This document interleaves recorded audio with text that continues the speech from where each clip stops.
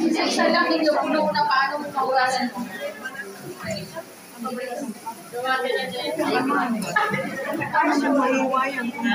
Sige, pagkatapos po, babalatan po natin ang... Okay, tapusin lang po yung pagkakalat. Pagkatapos po, nakalala na, sinuwain ng malinis. O, kung pakiluman or pahaba. O, depende sa gusto ninyo. Basta malinis lang po siya. Kahit, hindi ka talaga tayo dyan. Malino, yung mga balik ako, hindi namin na dito. Maganda ng ating post-harvest salad, good training. O, dahil sa banana chips, nagpili na na. O, di ba? Nakita nyo ba yung sa news? Yung crispy kangkong? Malinis na yan na nabibili. O, sige, ulit. Yung kabilang dulo lang muna natin. Kasi may hangin pa yan na ako. Habang ginagalitan.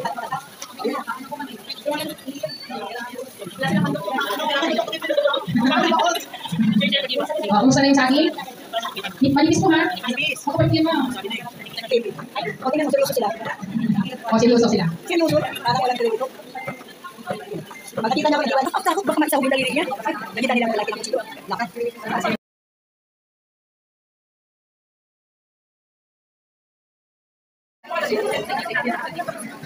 O, sino yung may sisi? Sino yung may isa mabili sila. Saan na kayo?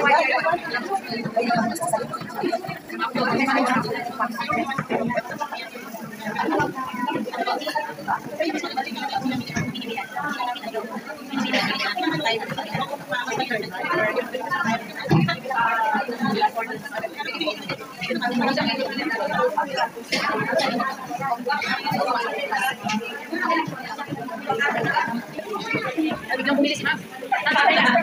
Biglang bumilis yung mag-iwan niya. Hindi na kayo na. Good correct po natin na sukal na. Okay. Hindi mo pwede yung siguro naman. Try nyo po, pwede. Pero wala kasi yung rings. Wala yung rings. Mas malalaki po yung siguro naman. Ito kasi pinili mo.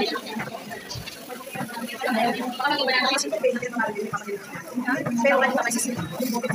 Para 1/2 cup.